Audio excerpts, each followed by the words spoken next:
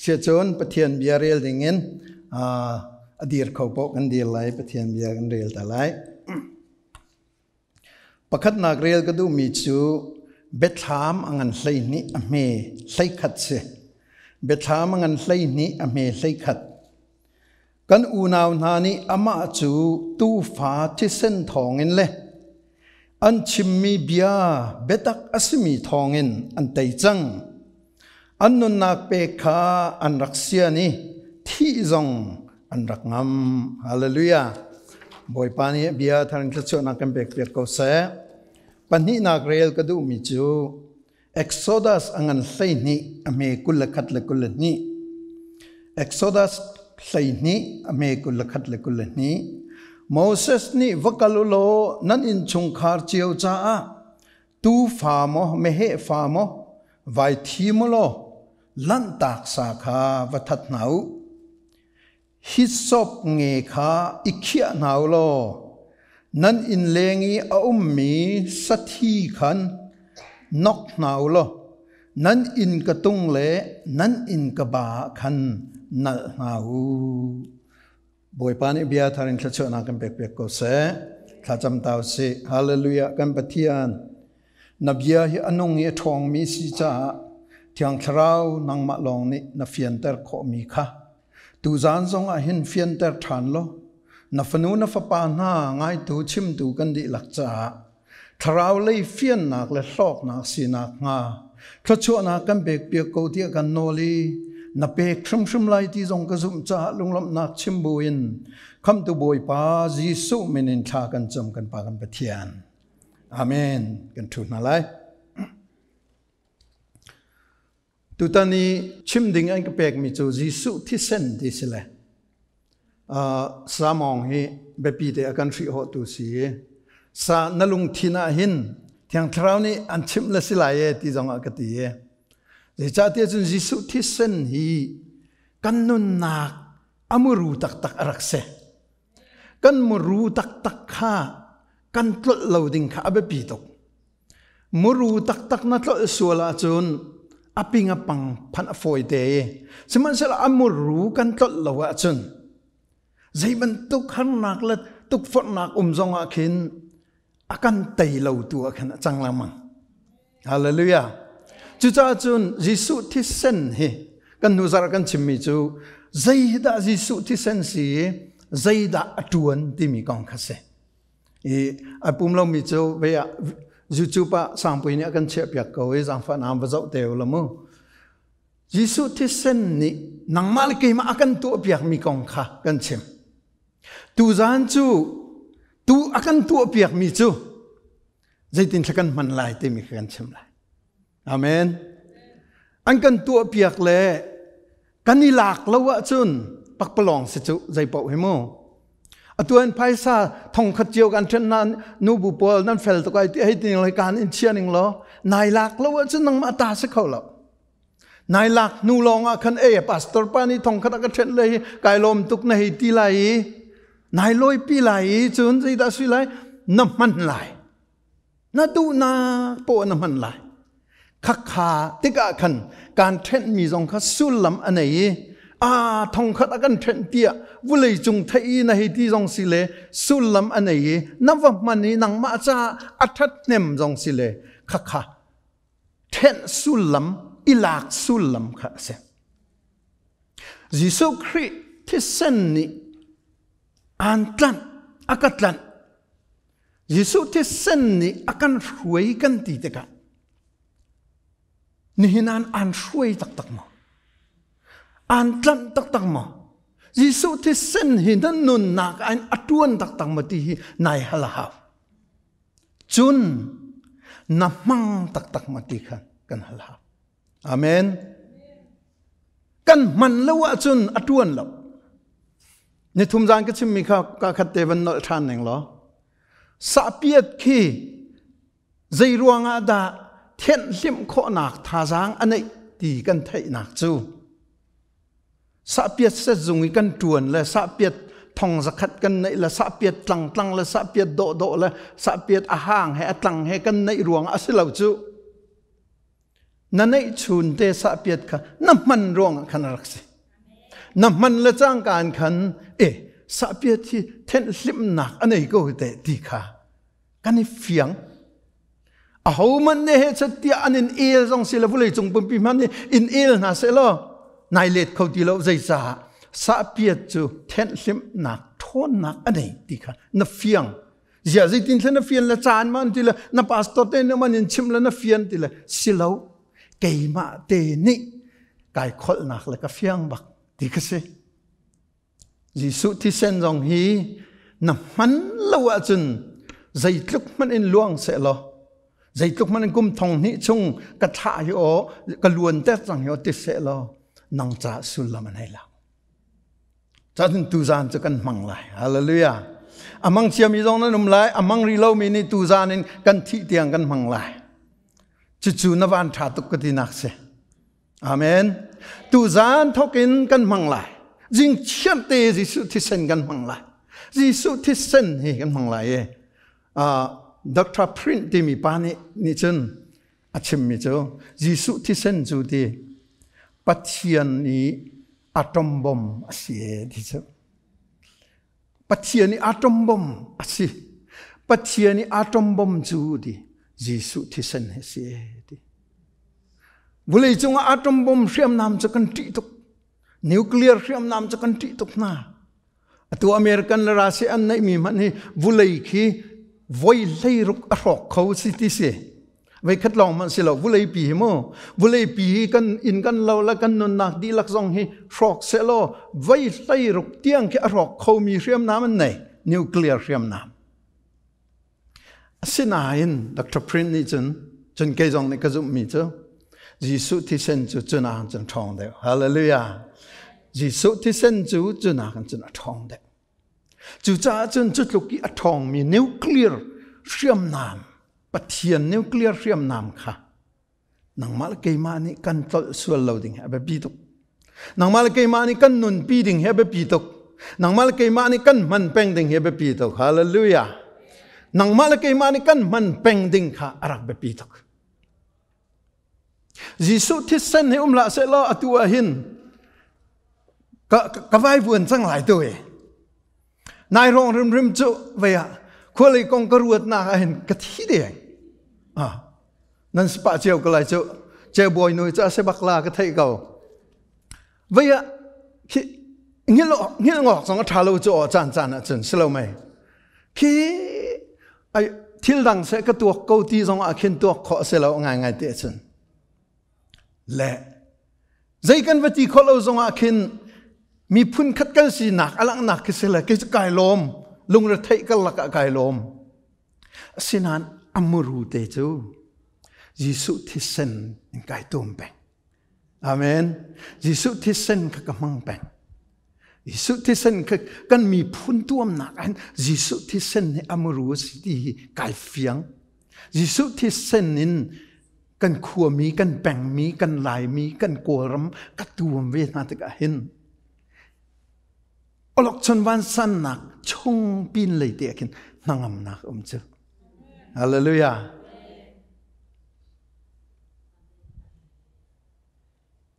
นาลุง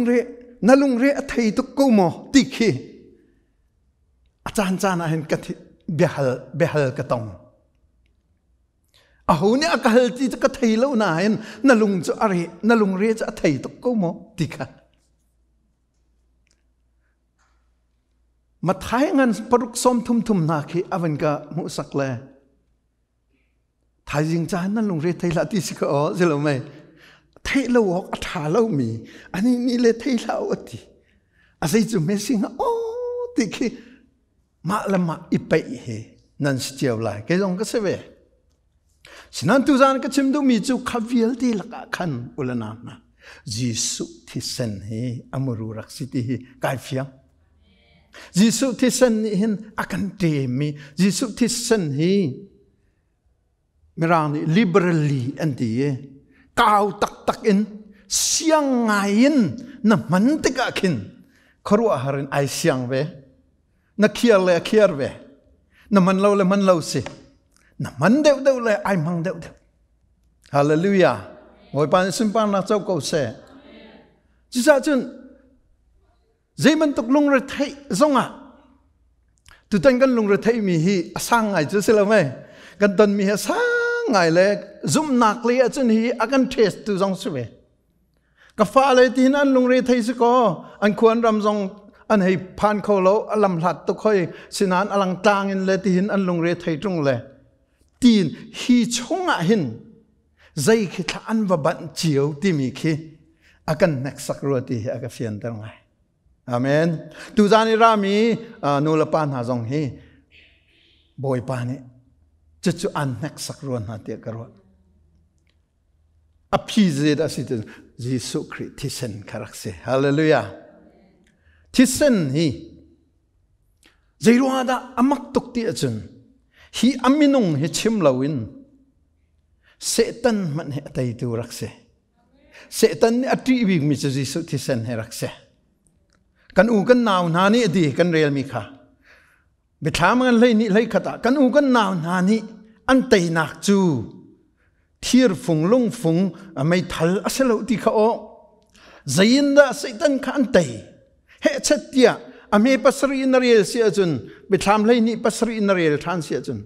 Zai tukin da Satan ni arak ngian hai van zong arak ngian hai lei zong arak ngian hai apun punin he chati arian atuan timi kha fiang tukin alang e kha alang mi dir muna khan at chai taki athot mi na chu zoom tu nang ma la ke ma ban to khian si zoom tu nang ma la ke ma he chati akan thot tika pathian ni ariam nam thabi kha kan nulai kum thong ni in arakan pek chang. Hallelujah. Kum thong ni arakan pek chang i angal lo mi ni chun ni hin tiang han amanok kan thei lo nain amal mi amanok athei mi cha chen khoru har riam nam rak nei chu Jesus thisen kha raksi. Hallelujah. Jesus thisen thongin le betak an chimmi thongin ati sulam chu Jesus Christ thisen naman mi kha betak asi atinak se. Boy pani kan fian ter ko se. Jesus Christ thisen naman mi kha betak naman cha raksi betak ina dir cha raksi betak ina thut cha raksi betak ina chol na chang chu kharong kha raksi. Jesus thisen naman lo te ka hin kan man lo te ka hin kan der ngai ti kha fiang to. Pathian mai ka han kan der ngai Satan mai ka han kan der ngai pathian ni ati ding mi chu ka fanu ka fa pai an va rut ve siam nam tha tuk ka pek na nain thil dang pe en bat lang mang ko hi alung rok angai chiamen lai sinan pakhat pa cha ai lom selome zai cha siam nam tha tuk an pe nain nang la ke ni kan la du lo le ama adu ning phun rung lo kan lak le ai nom amer zoi ko lai chasen boy pani siam nam thabik akan pek mi kan chim lang mang kha be pi to na mur kai na chimmi abe pit ning hi kan mur ka hin thi nak nun nak omati kha phung thok bia selomai kan mur ka hin zaituk da abe pi tok ti chu cha chun Jesus Christ thisen kong kha na mur ka na phuan lang mang mi kha betaka na dir chin lang mang na sulam jarak se betak I kan dir chin lang mang na afiang tok mi jo Jesus Christ thisen kan man peng mi kha rak se. Hallelujah. Tiang tharau ni kan fian ter ko se Exodus kan zau si achun Exodus nai rong ka chim ba penge senan nani chiang chia thu lai lo ti kha cha ba fiang mo Jesus tu fa thisen in luat nak zawet ni asar piak min ha kong kan Exodus lai ni chunga chun zawet ni luat nak asar mi hi phundang te rakse zawet pathian ni hin luat na asar tika siam la nam zong aban ken lai ral tuk nak rang leng zong aban ken lai ral tuk nak phun zong an ara lai he chatti achol chang lai kami phun na asam tu kha atai ve na lai thuat ve na lai tin an rak ru men lai simhan se lo zawet pathian aman mi chu tu fa thisen rakse amak tuk ti kan thei tuk chang le do ho amak lo amak akin kan thei amak tuk mi kan phil le chu a thei ma sat chem khe hi si lo kan khru ar tuk cheu lai mo se thi akru ar khar tuk lai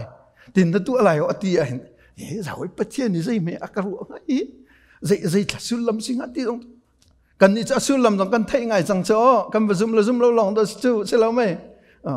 an ni chan thei lo chu first hand timi avai khatna an thei ka sila yeme zawai pathian ni hin ke ma ka se timi pan hin ji hi thile ji ame tu anga ti ki ase peng ko lai chu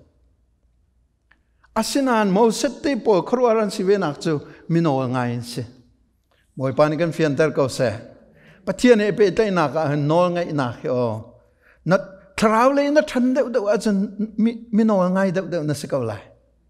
thrau le na thani na bo ngal chin lam nga chen aping apang se ko kha chen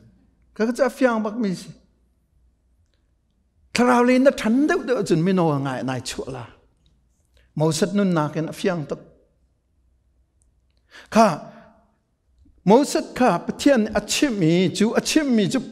mo set ni ami na kha chim chin min ha chu vakalulo nan chung kha chiu cha tu fa asilo le me he fa kha vai thimulo lan tak sa kha va thatu ti san tha tu fan tha panina ka anol mi chu hi sup nge kha i khia ulo di nan in lengi mi sathi kha hi ka sathi kha asulam chu mi thama hi chon tar ding mi chu vai khan tha yi tu fa khan tha yi athi kha vai khan an thor an thor ka khan an chia ta kha chia so chung po kha sulam anei la an in khat man in kha tu thi kha ta khan chia na se la sulam anei la zaitin da sulam anei tar hi sop kha alak tar mai hi sop kha thi chung akan tikin anok tar mai an in ka tung le an in ka ba khan anal tar mai ti nal tar tiang long kha se hoi lo kha anal mi kha operation avan tu le anun tar tu na in ka hin thi sen va thu lo operation atu lo jam pak palong si chu na in anom tuk te do anin che lai chu selo mai a ya hi nu hi pa hi ya an in hi thi sen ti hi an thu ngan ting hala pak palong ke singa asinain kan an thu mi kha operation anun ter tu chu kan pathian se amin thangṭhatnak ko se zai ti kha zan ti ma kai chok lai ti thi sen ka mu mi in pau kha ka lan tak lai ti hallelujah nang mal ke ma kan lan tak nak chu boi pa ni thi sen amu cha han si chu nang mal ke ma kan luat ton nak chu kan ral pa ni hin thi sen amu cha han alut ngam lo le chu boi pa ni kan fian ter ko sa cha jun zan ti ma kai chok lai thi sen in ka ba la in ka tungi thi sen po ai ne mi po kha ka lan tak lai ti nang ma tlam tlin na pa khan ma lo kha in chunga khan mi do lo pi dong thu men lai chu mi sul ngai mi dong khan thu men lai mo mi rum ngai dong thu me ko lai an ma in chung mi an that lo an thiam lo asilo an in kai thi sen ai ne mi operation tu ni amu lo kha se chu cha chun zan ti ma kai chok lai in kai in ka ba le in ka tung i thi sen kha kam hu na ti ka chun kan lan tak na lai ti chun zai da siri pani na chu kha thi sen kam hu lo mi in na chun ka lut lai ti tha chu ka pek na lai ti mo asilo ka tha na lai chu cha chun to man ulanan kha man thak kha kan ni chu kan fiang tak chang an ma kha chan fiang di lai lo na yin kan ni chu kan fiang tak chang kan boi pa JESUH thisen man thak rakse cha chun JESUH thisen hi pakhan na ka a ho mu o ka da sitia chun nangmal ke mai kan mu hlana chung le apa ne rak mu masat hallelujah chung le apa ne rak mu masat cha chu amu masat ruang a chun along a ting to ke chu thisen ni ai tuam mi po po chu akan lanta hallelujah chu thisen ni tuam lo mi po chu an chung a hen athina hong jong za le ti zo nangan pa pathum me som thum ro an chung a hen athin hong jong za sulam chu thi ding tak san kan nung chu ma nan thi nak le kan kal chu ma ti nak khese ulanaw na chu cha chen chu nun nak te chu khrau abe khi chu ni na hin kan ni kan man ve kha abe pito reicha naman her na pa ni an mu i van chung kan pa ni dau tarim muya akan chau kho peng nak ding cha chen JESUH thisen ni nai tom kha ha tak tak reicha afa pa JESUH thisen chung long khan ai lom hallelujah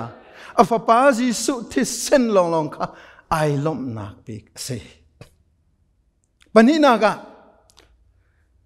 naral pa Satan kan tei nak cho kan tei nak kan titika kan mani kan vatuk la kan cho kan cha la kan tei ti khislau JESUH thisen ni nai tuam chang cha khan naral pa ni an ti naral pa ni an zen naral pa ni an fu ngam lo naral pa ni khan an nei ngam lo kan ni sin kan ni mu lo chu silau mai Satan ni chun amu chu pathian ni chun amu chu hinu hi pa hi JESUH thisen in mai tom zain ai tom ti kha akan mu chu te chu ti ka chun Satan ni akan ti hallelujah Satan ni akan ti wan ka zul tau JESUH thisen ni kan ni tuam ti ka hin Satan ni akan ti tok amen kan pong kam kan chim khon hang hamo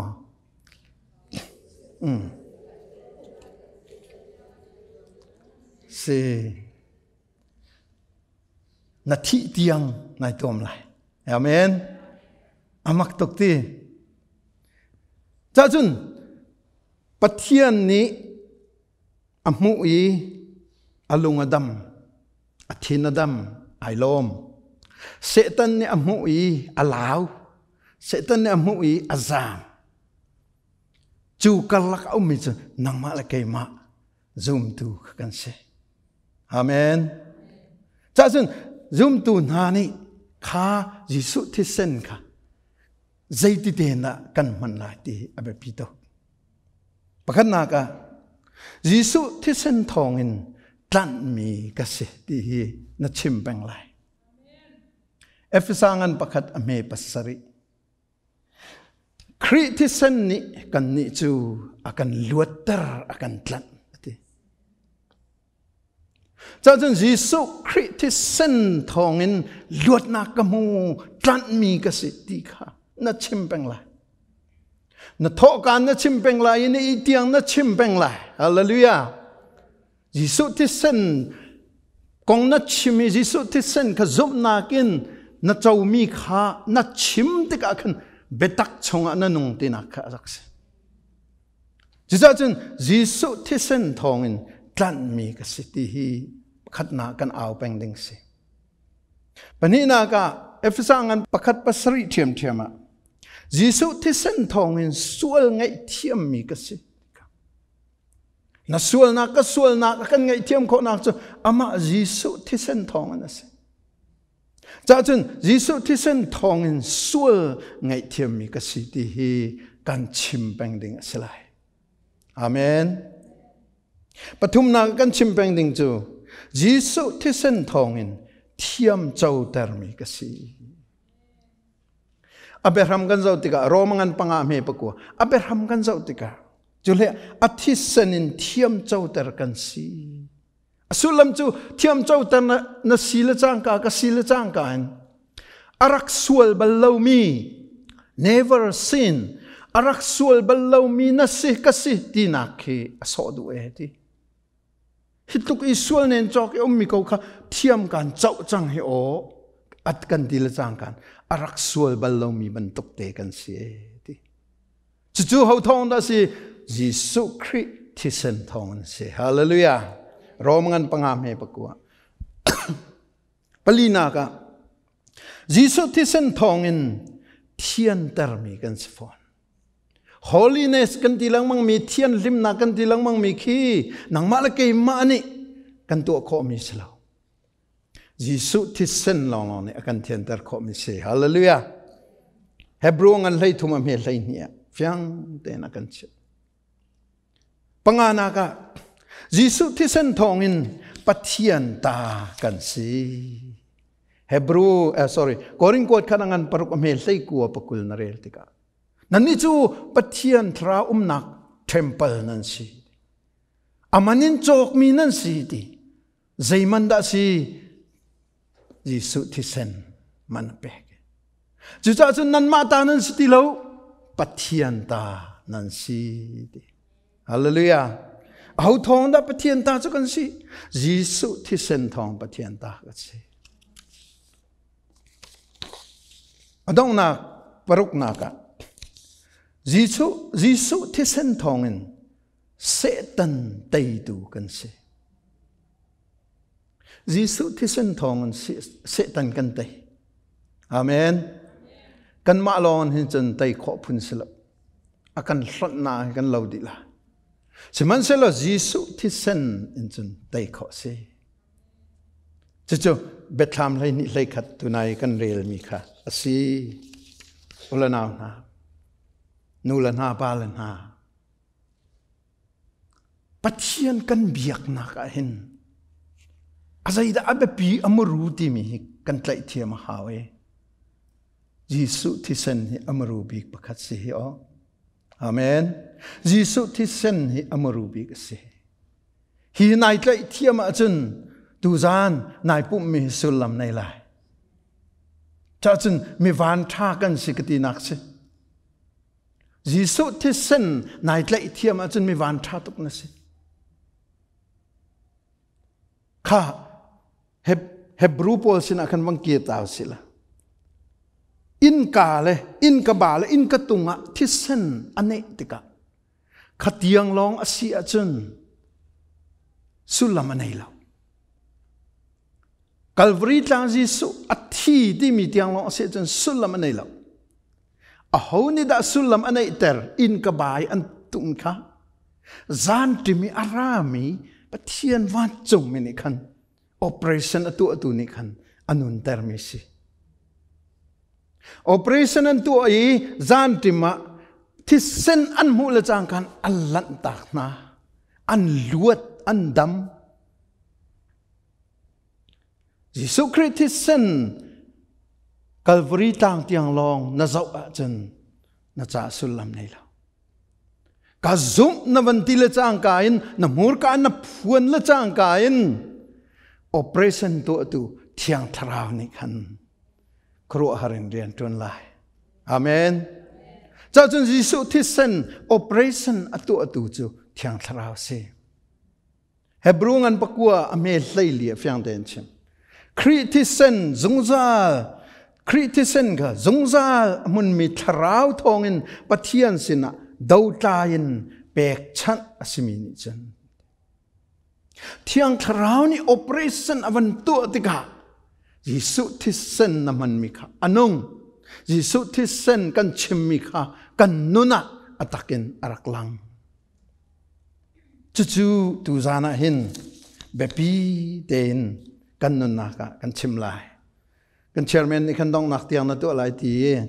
khacha khat adong nak kha thla kan champiak ta na lai up nak kan tu lai up nak kan tu lai chen kan di dar te lai je cha te chen pathian bia aluan chung po khi up nak ne azul pang ding si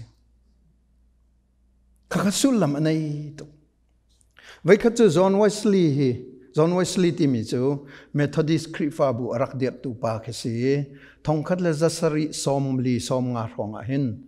England ram la American rama thang phok nak betak te arak thun lewa hin pathian ne man ngai mi pa se microphone zong la tu ban to kui mic te na wireless mic te na bai te na electronic theory pakhat ma arak lo leo an ko minung thong som thum na karau bakan phunga chim ko na dis achan chunga hin million pakhat bak phunga chim na dis khaliawi rang te wakali rang long ichit kho mi si khaliawi thong tha chimi million pakhat na chim chu crores voikhat chu thong tha chim na kin ahong loi pa chel ngala damia ne arak tak chu damia ne arak tak le anai chun baya aphai sa chu di le azam tak ti si chen John Wesley chu alung hong pe mi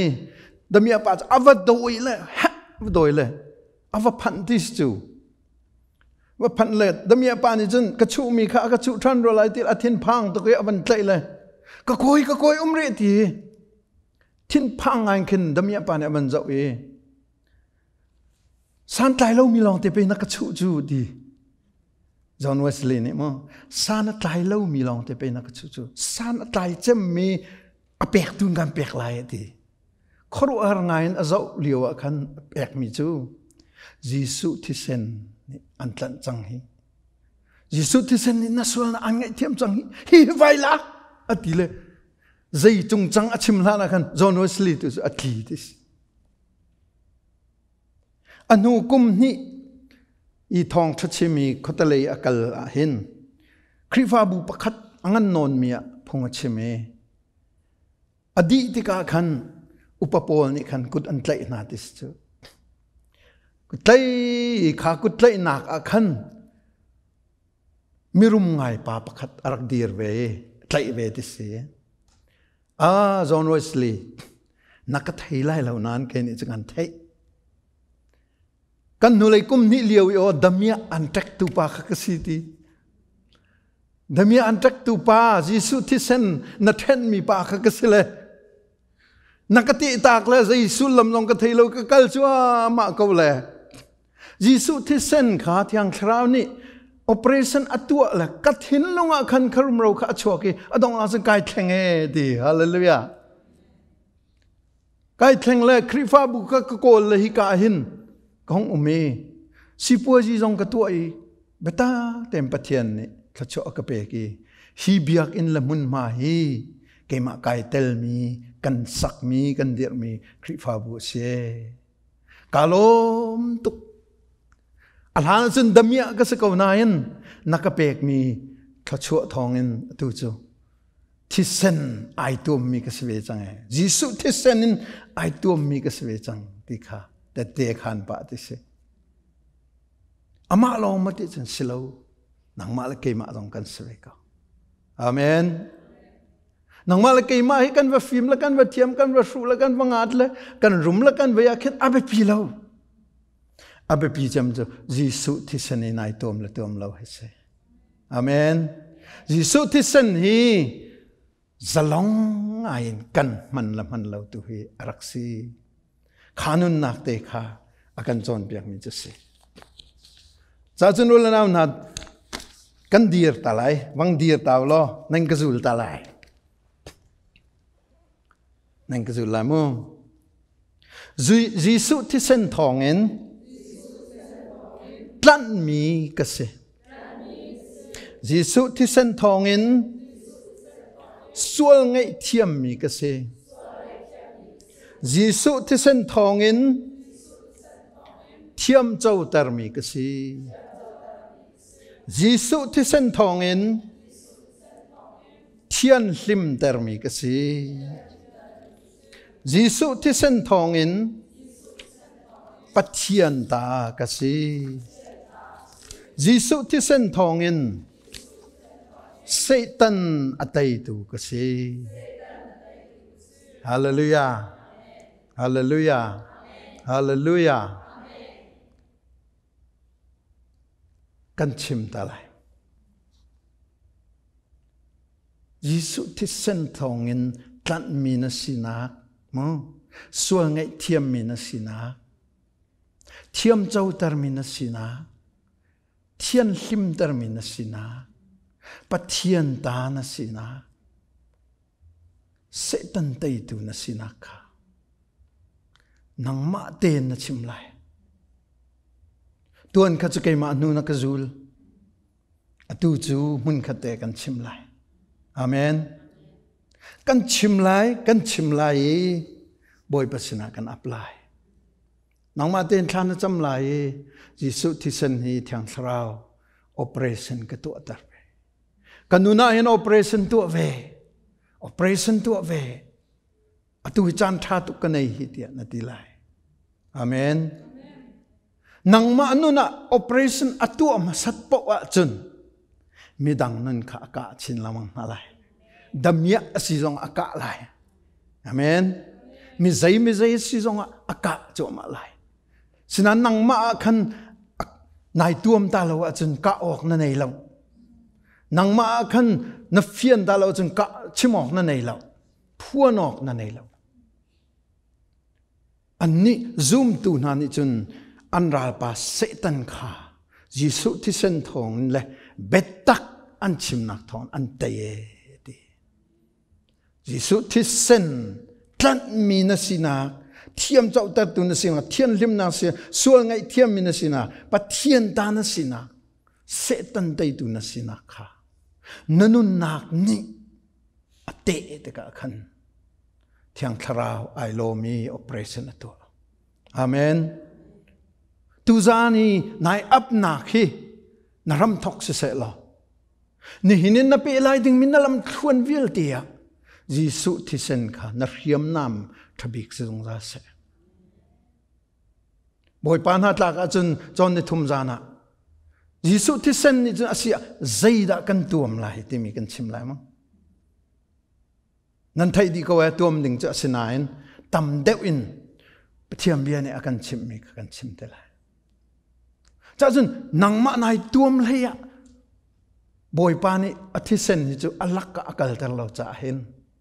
midang khen nak tong kan man rum lai amen cha chun voikhat teng kan man chim ta lai JESUH THISEN thawngin kazul ti lau atu chu mun khada an chim lai slamai tlan mi ti khan an chim lai JESUH THISEN thawngin tlan mi ka se sol ngai thiam JESUH THISEN thawngin sual ngai thiam mi ka se thiam chau ter JESUH THISEN thawngin thiam tau ka se thian ter mi ka se pathian ta JESUH THISEN thawngin pathian ta ka se Satan tay tu JESUH THISEN thawngin Satan tay tu ka se boy pan kan fian ter kau se thiang tharau ni kan fian ter kau se thiang tharau ni operation atu ataklong khan chol chang lai amen in katung le in ka ba amu tu a nu long khan chol chang lai na thin long in ka la nanun nak in kai nai JESUH THISEN alun te ka khan thiang tharau ni amu lai ai lom tok lai hallelujah se chun thakan cham na lai ke mani dong nak